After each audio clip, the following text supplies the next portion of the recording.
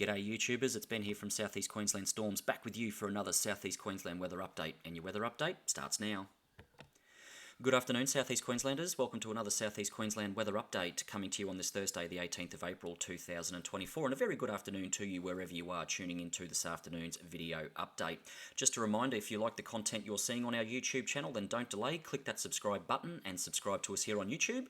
But if you're also on the other major social media platforms such as Instagram, Facebook or Twitter or X, if you look at the top and bottom of your video screen, you will see our social media details on those platforms as well. So don't delay, like or subscribe to us on all four major social media platforms. That way you have all the latest weather information for Southeast Queensland at your fingertips. Alright, let's get into this afternoon's weather update, which will be very short and brief as I'm going to focus primarily on the thunderstorm situation for southern southeastern Queensland as we go through late this afternoon and into tonight. I'll have another video update for you tomorrow on that upper level cut-off low that I spoke about in yesterday's forecast video.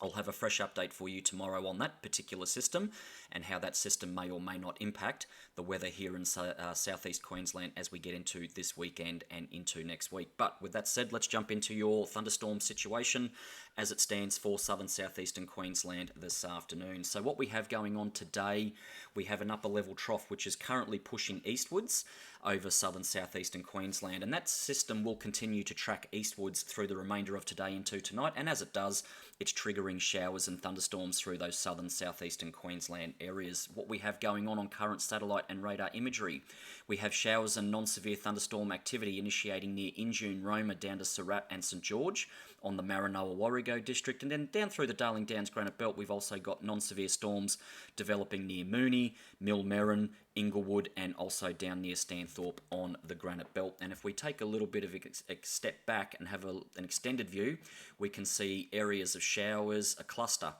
or a band of showers and thunderstorms all shifting towards the east as that upper level trough pushes across the region today. And you can really see in northern New South Wales, northeastern New South Wales, thunderstorms all firing up through those areas there. But unfortunately, being over the border, they're outside our coverage area. So we're just focusing on the storms through southern and southeastern Queensland. But northern, northeastern New South Wales seeing plenty of storm activity this afternoon as that cluster or band continues to move towards the east. Alright, let's take a little bit of a deep dive into the southeast Queensland radar and see what we've got going on at the moment. In terms of the northern areas of the southeast Queensland region, nothing to talk of, no thunderstorms detected on radar. The thunderstorm activity at the moment is across the Darling Downs Granite Belt, where we see a non-severe storm currently just to the east of Millmerran, continuing to track towards the east, up towards the Clifton-Warrellview area. That storm looks to have some moderate rainfall and lightning activity with it as it moves towards the east. Further to the south, Glenelg, a little cell popping up to the south of Glenelg there, looks to have some bursts of heavy rainfall with it as it moves towards the Queensland-New South Wales border ranges on to the east. And then down around Stanthorpe, Texas, down on the Granite Belt, there we've got non-severe storms indicated by those white lines there, all continuing to track towards the east over into northern New South Wales across the Queensland-New South Wales border. At this time, there are no official severe thunderstorm warnings in effect from the Bureau, and no severe thunderstorms are currently detected on radar. Now, we have some good news for our subscribers or residents out on the Darling Downs Granite Belt district today. The Bureau has unveiled their new radar, which is out near Toowoomba. It's currently located near Crow's Nest. But very exciting news today with the BOM unveiling their new radar. As I said, it's located near Crow's Nest, and the radar is up and live as of today.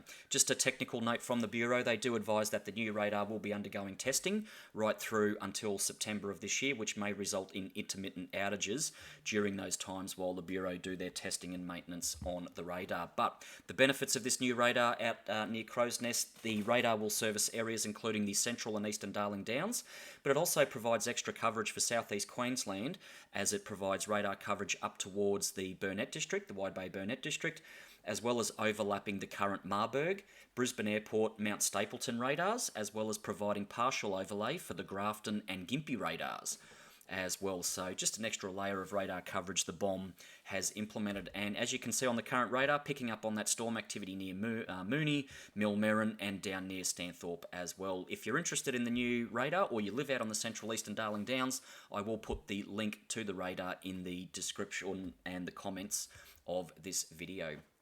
Alright, let's jump into your current conditions for southeast Queensland, and we will start out on the Darling Downs Granite Belt because that's where the storm activity is occurring at the moment. So current temperatures, we got 25 degrees both at Miles and Chinchilla, 26 at Dalby, 23 at Oakey, it's 20 degrees at Toowoomba, 23 at Warwick, 20 at Stanthorpe, 22 at Gundawindi, and as we can see, we do have that non-severe thunderstorm activity currently near Millmerran, near Mooney, and down near Stanthorpe as well. But again, no severe thunderstorm warning in effect from the Bureau, and no severe thunderstorms are detected on radar.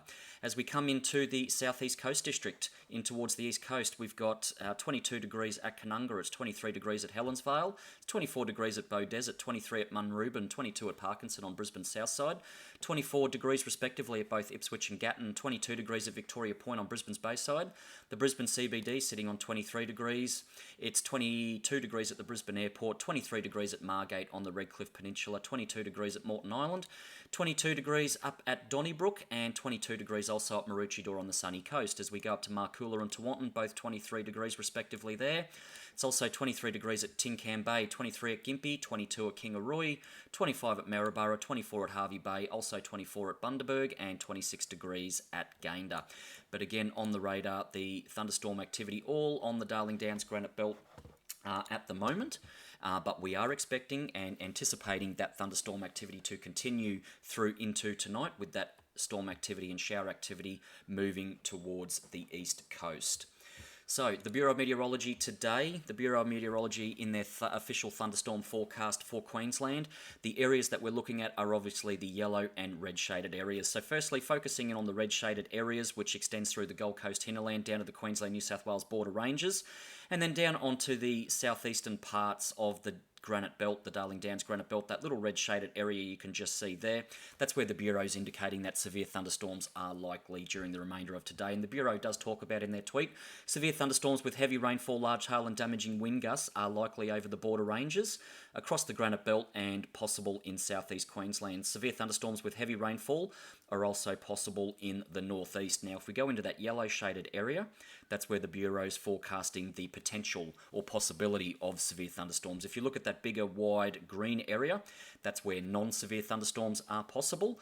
So again, you can see the yellow and red shaded areas where severe thunderstorms are possible and likely, all focus in the southern parts of the Darling Downs Granite Belt along the Queensland-New South Wales border up towards the Gold Coast hinterland, and also severe storms possible through the Lockyer Valley Scenic Rim over towards the Gold Coast and through parts of Brisbane's west. So jumping back to satellite and radar imagery, we can already see non-severe storms developing across the Darling Downs and across the Granite Belt, as well as further back towards the west, Roma, Surat, St George out there. Again, you can see as the imagery plays, all that showers and storm activity is moving towards the east and will continue to do so as we get into tonight, as that upper level trough continues to make its way across our region and off the east coast. So a couple of other things to note about today's storm potential.